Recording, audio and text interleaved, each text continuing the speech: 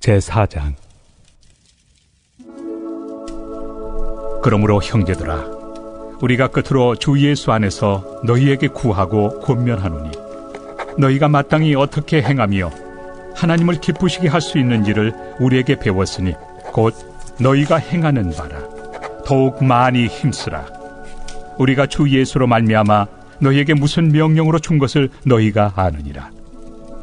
하나님의 뜻은 이것이니 너희의 거룩함이라. 곧 음란을 버리고 각각 거룩함과 존귀함으로 자기의 아내 대할 줄을 알고, 하나님을 모르는 이방인과 같이 색욕을 따르지 말고 이 일에 분수를 넘어서 형제를 해하지 말라. 이는 우리가 너희에게 미리 말하고 증언한 것과 같이 이 모든 일에 주께서 신원하여 주심이라. 하나님이 우리를 부르심은 부정하게 하심이 아니요 거룩하게 하심이니, 그러므로 저버리는 자는 사람을 저버림이 아니요 너희에게 그의 성령을 주신 하나님을 저버림이니라. 형제 사랑에 관하여는 너희에게 쓸 것이 없음은 너희들 자신이 하나님의 가르치심을 받아 서로 사랑함이라. 너희가 온 마게도냐 모든 형제에 대하여 과연 이것을 행하도다. 형제들아, 권하노니 더욱 그렇게 행하고, 또 너희에게 명한 것 같이 조용히 자기 일을 하고 너희 손으로 일하기를 힘쓰라. 이는 외인에 대하여 단정히 행하고 또한 아무 궁핍함이 없게 하려 함이라. 형제들아, 자는 자들에 관하여는 너희가 알지 못함을 우리가 원하지 아니하노니, 이는 소망 없는 다른 이와 같이 슬퍼하지 않게 하려 함이라.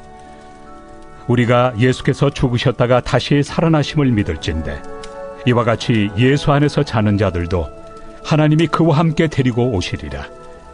우리가 주의 말씀으로 너희에게 이것을 말하노니, 주께서 강림하실 때까지 우리 살아남아 있는 자도 자는 자보다 결코 앞서지 못하리라.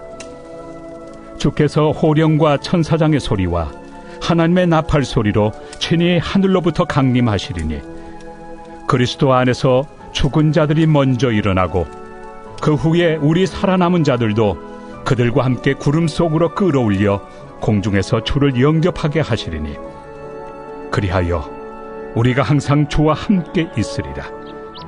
그러므로 이러한 말로 서로 위로하라.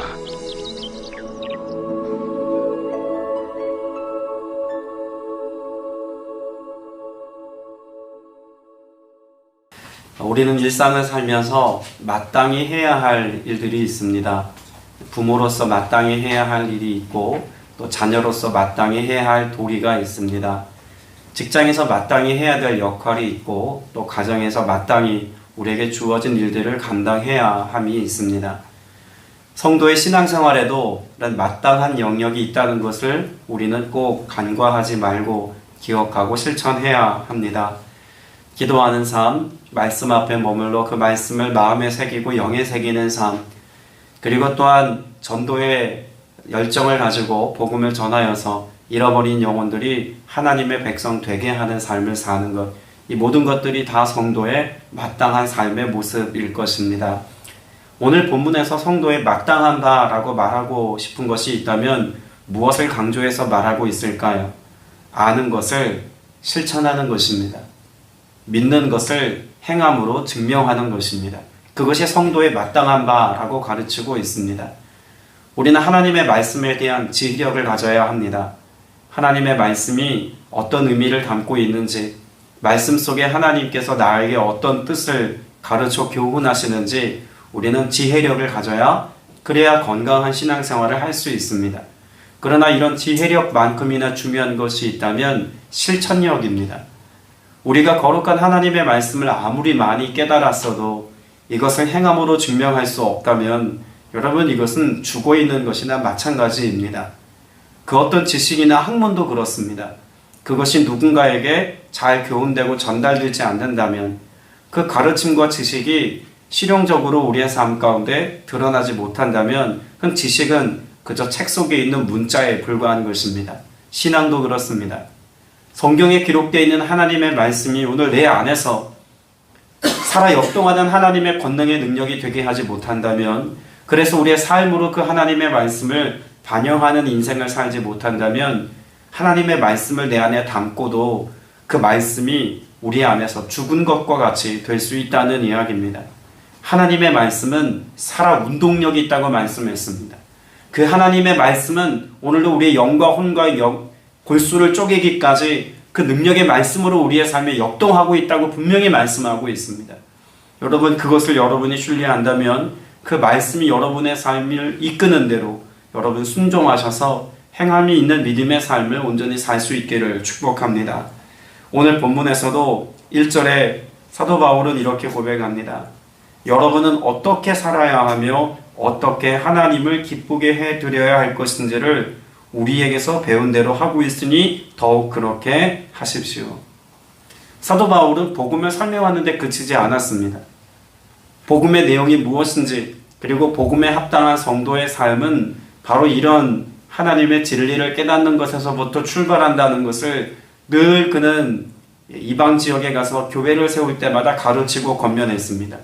그런데 그런 하나님의 말씀이 사변적인 지식이 아니라 무엇이 되게 해야 한다고 가르쳤을까요? 생활이 되게 해야 한다고 가르쳤습니다.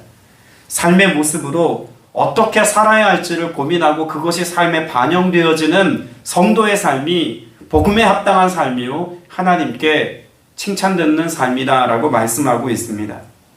그러니까 앞에 기록되어져 있는 어떻게 살아야 하며 라고 하는 고민이 결국은 하나님을 기쁘시게 하는 삶에 대한 고민과 맞닿아 있다는 것을 분명히 알아야겠죠. 골로새서 4장 6절에서도 분명히 말씀합니다. 너희 말을 항상 은혜 가운데서 소금으로 맛을 내음과 같이 하라. 그리하면 각 사람에게 마땅히 대답할 것을 알리라. 여러분, 이 말씀 안에는 하나님의 복음의 말씀이 그저 내 입술에만 있게 하지 말라는 것입니다. 하나님의 말씀이 우리의 삶의 내용이 되게 하여서 세상에서 썩어지는 소금과 같이 복음의 말씀이 우리의 삶을 통해서 세상이 드러나도록 하는 삶을 살아가는 것을 분명히 우리에게 강조하고 있는 내용이죠.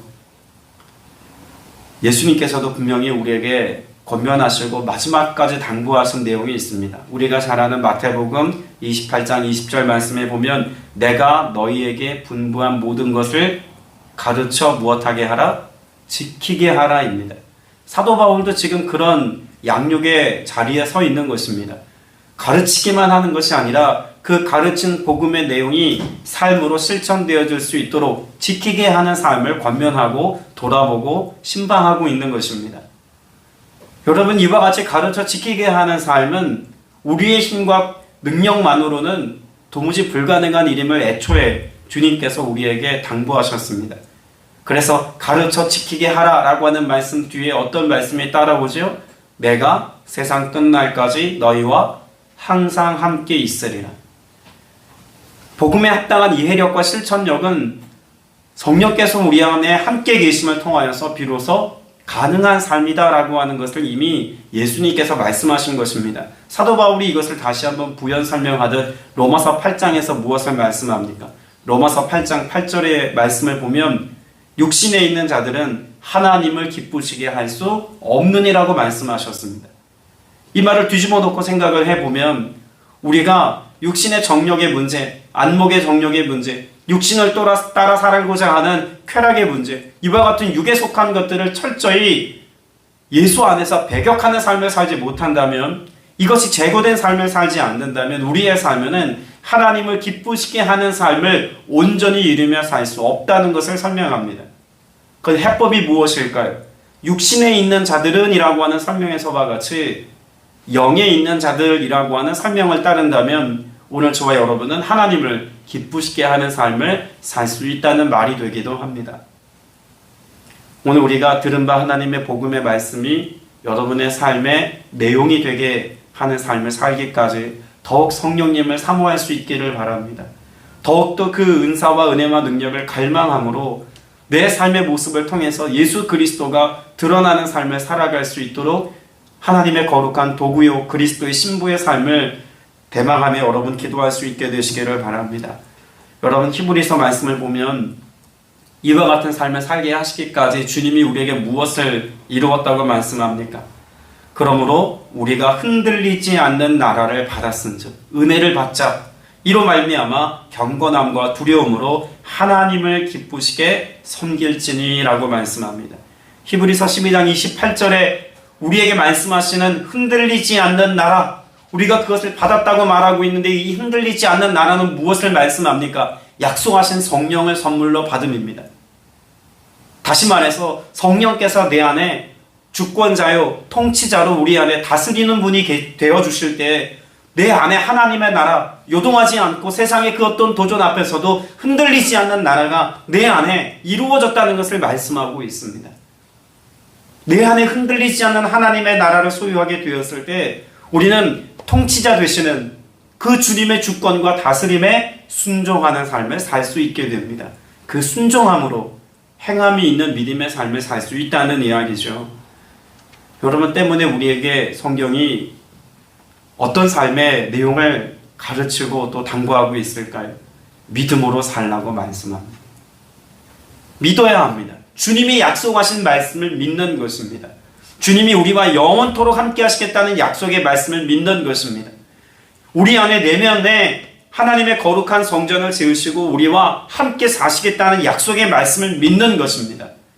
성령께서 우리보다 앞서 행하셔서 내 갈 길을 인도하실 뿐만 아니라 거룩한 신부의 삶을 살아갈 수 있는 능력과 권세와 힘과 지혜와 모든 필요를 공급하시고 채우신다는 것을 내가 믿는 것입니다.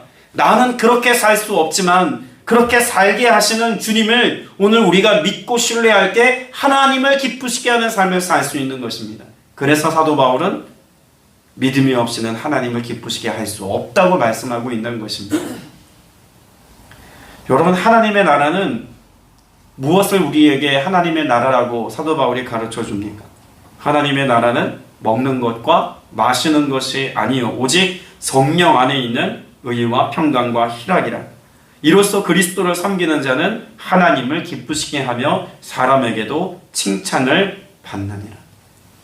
내 안에 하나님의 나라가 이루어져서 먹고 마심의 문제에 매여 살아가는 것이 아니라 성령 안에 있는 의와 평강과 희락을 쫓아 살아갈 때 많은 사람들이 그 모습을 보고 하나님의 영에 감동되어 인도함을 따라 살아가는 내 모습을 보고 하나님을 하나님이라 인정하게 되어지고 이를 통해서 하나님의 영광이 드러날 때 하나님께서 이것을 기쁨으로 여기신다고 말씀하고 있는 것입니다. 여러분, 이것은 우리가 예배 때마다 하는 기도문에도 반영이 되어 있는 내용입니다. 우리 주기도문을 예배 끝날 때마다 암송하듯 기도하지 않습니까? 여러분, 그 가운데 보면 첫머리에 어떤 고백을 합니까? 하늘에 계신 우리의 아버지여, 이름이 거룩히 여김을 받으시오며. 여러분, 이름이 거룩히 여김을 받으시오며 라는 뜻이 무엇입니까? 하나님이 우리의 거룩하신 분입니다 라고 하는 인정을 통해서 거룩해지시는 분입니까? 그렇지 않죠. 하나님은 존재 그 자체로 거룩이십니다. 우리가 그렇게 인정하든 인정하지 않든 하나님은 거룩이십니다. 그럼 무슨 뜻일까요? 예수님이 가르쳐 주신 이 기도문 안에는 나를 통해서, 기도하는 나를 통해서 하나님의 거룩하심이 나타나게 하여 주옵소서의 내용인 것입니다. 하나님, 내가 하나님의 거룩함을 나타내는 표제가 되게 하여 주옵소서. 오늘 내가 믿음으로 기도할 때 내 안에 함께 계시고 내 안에 역사하셔서 하나님의 거룩한 성품이 나를 통해 세상에 증명되게 하여 주옵소서. 여러분, 이것을 간구하는 것이 이름이 거룩히 여김을 받으시오의 의미입니다. 여러분, 우리가 하나님의 거룩하심을 나타내려면 몇 가지 중요한 전제가 있습니다. 첫째는 어떤 전제가 필요할까요? 말씀 앞에 서야 합니다. 그 거룩하신 하나님이 우리를 어떻게 만나주십니까? 말씀을 통해 만나주십니다. 그러니 우리는 하나님을 반영하는 삶을 살자면 하나님의 말씀 앞에 서고 하나님의 말씀을 통하여서 하나님의 거룩하신 뜻을 분별할 수 있어야 합니다. 더불어 말씀을 통해서 우리는 하나님과 교제해야 합니다. 그래야 하나님이 기뻐하시는 것이 무엇인지를 알 수 있지 않겠습니까? 하나님과 교통하는 사람, 친밀한 교제가 일어난 사람들이 하나님을 기쁘시게 하는 삶의 내용을 분별하고 이를 결단할 수 있는 것입니다. 더불어 우리가 하나님의 거룩하심을 나타내자면 하나님과 더불어 함께 살아야 합니다.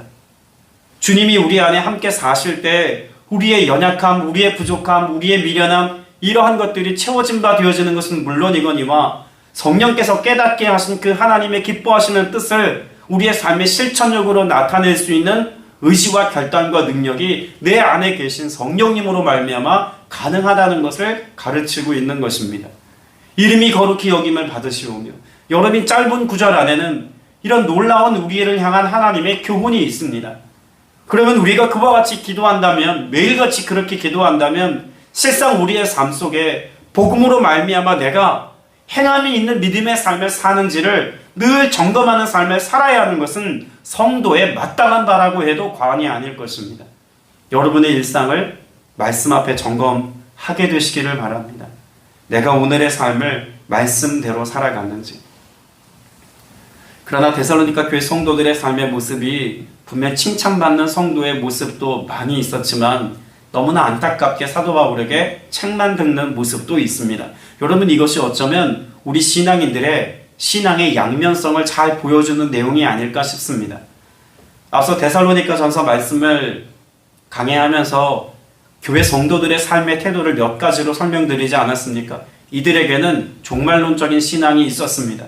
다시 오실 예수 그리스도 메시아에 대한 대망, 하나님 나라의 소망을 둔 삶, 그런 종말론적인 신앙의 고백이 짧은 신앙의 연수에 비해서 견고하게 자리해 있습니다. 1년이 채 되지 않는 이 교회 공동체 안에 서로가 서로를 지탱해주는 영적인 돌봄과 도움이 아름답게 존재하고 있다는 것도 말씀하고 있습니다. 특별히 오늘 10절 이하의 말씀에 보면, 9절 10절에 보면 서로 사랑함의 가르침을 받고 이것을 얼마나 힘있게 실천하고 있는지도 잘 설명해 주고 있습니다. 이런 아름다운 교회 공동체의 모습이 데살로니가 교회 성도의 모습이라는 거예요. 그런데 이런 빛과 같이 겉으로 아름답게 드러난 신앙에 좋은 면모가 있는 반면에 어떤 모습이 있다고 말합니까? 3절에 보면 하나님의 뜻을 이렇게 설명하죠. 하나님의 뜻은 여러분이 성결하게 되는 것입니다. 여러분은 음행을 멀리하여야 합니다. 하나님의 뜻을, 그래서 하나님을 기뻐하시게 하는 삶을 살고 있는 데살로니가 교회 성도들의 일면이 있는가 하면 또 다른 이면에는 성결함을 잃어버리고 음행을 저지르는 삶의 모습도 있었다는 이야기입니다. 여러분, 여기서 말하는 음행은 단지 음란한 것을 생각하거나 또 음행에 대해서 허용적인 삶의 태도를 견지했다, 그런 뜻이 아닙니다. 실제로 심각한 음행의 죄를 범하고 저지르고 있는 당시 교회 공동체 안에 지체들의 삶을 드러내고 있는 영적인 민낯입니다. 당시 1세기 로마를 중심으로 해서 일어났던 성적인 문란함은 어떤 것들이었을까요? 대표적인 몇 가지가 있죠. 소아성애가 일어났습니다. 또 하나는 동성연애입니다. 그리고 또 하나는 동물과의 성교입니다.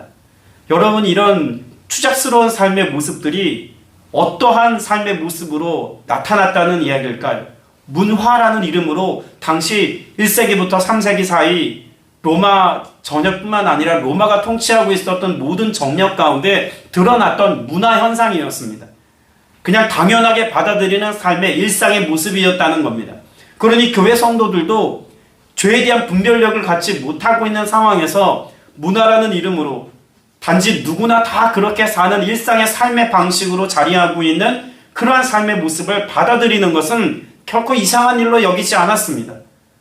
여러분, 거룩의 삶을 살고 있는 성도의 삶입니다. 하나님을 기쁘시게 하는 일면의 고백을 충분히 갖고 있는 교회 공동체임에도 불구하고 세속화의 문제 앞에서 허용되어지고 용납된 영역이 있었다는 이야기입니다.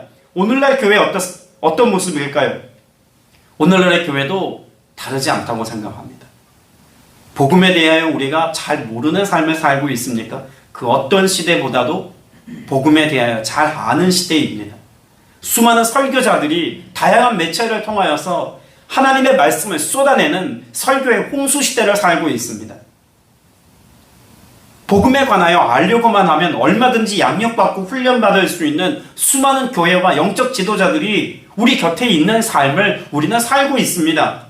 그럼에도 불구하고 우리의 삶의 또 다른 이면에는 하나님을 기쁘시게 하는 것과는 전혀 상관없는 삶의 이면을 수용하고 받아들이고 당연시하며 살아가고 있는 모습도 있음을 인정할 수밖에 없습니다. 돈을 사랑합니다. 그것이 일만 악의 뿌리가 된다는 것을 알면서도 돈을 사랑합니다. 육체의 정력을 따라 사고 자기중심적인 삶을 삽니다. 자기 자신을 십자가에 못 박고 그리스도를 쫓기 위하여서 자기 십자가를 지고 따라가는 것이 제자도인 것을 잘 알면서도 여전히 자기중심적인 신앙의 카테고리에 자신을 묶어두고 이것이 당연한 우리의 삶의 일상의 모습인 것처럼 신앙 공동체 안에서도 이것이 용납되어야 된다고 소리치는 이들도 적지 않습니다. 이 시대의 교회가 이런 병폐 가운데 있기에 영에 속한 삶을 살아가는 것을 이야기하기 꺼려하는 것입니다. 오늘 저와 여러분 모두가 어떤 삶을 살아야 합니까? 12절에 보면 여러분은 바깥 사람을 대하여 품위 있게 살아야 하고 라고 말합니다. 여러분, 영적인 품위는 그저 정갈한 옷을 잘 차려입고 매너 좋게 대면하고 사람들 보기에 그럴싸한 언변과 말로 사람들에게 적당히 매너 있게 대하는 그런 품위를 이야기하는 게 아닙니다. 여기서 말하는 품위는 무엇입니까? 가난하게 되어도, 사람들에게 멸시당하여도, 사람들에게 손가락질 당하여도, 사람들이 뭐라고 해도 예수 그리스도께서 우리에게 보여주신 주님의 길을 따라가는 것이고, 주의 말씀이 오늘 내 삶의 내용이 되게 하기까지 십자가의 길을 선택하며 살고, 주님께서 보이신 희생의 사랑의 모습이 오늘 내 모습이 되게 하는 것, 세상과 타협하지 않은 영적 올고듬으로 살아가는 것이 영적인 품위를 유지하는 것입니다. 남들보다 조금 더 겉보기 좋은 회칠한 무덤 같은 삶을 살아가는 것을 주님이 말씀하고 계신 게 아니라는 이야기입니다. 오늘 저와 여러분이 영적인 품위를 가지고 좀 더 나아가서 영적인 절개와 기계를 가지고 오늘 하나님께서 우리에게 주신 말씀이 내 삶이 되게 하기까지 강단 있는 신앙의 고백을 가지고 믿음에 합당한 모습을 여러분의 삶의 내용으로 채워갈 수 있게 되시기를 주님의 이름으로 축복합니다. 성령께서 그러한 삶을 살아가기까지 우리와 함께 해주실 줄로 믿습니다. 말씀을 맺습니다. 갈라디아서 1장 10절 말씀에 보면 사도 바울이 자신의 삶을 이렇게 고백하죠. 이제 내가 사람들에게 좋게 하랴 하나님께 좋게 하랴 사람들에게 기쁨을 구하랴 내가 지금까지 사람들의 기쁨을 구하였다면 그리스도의 종이 아니니라. 여러분, 목회자들에게만 그리스도의 종이라고 말하는 게 아닙니다. 우리 모두는 다 그리스도의 종으로 부름을 받은 하나님의 권속입니다.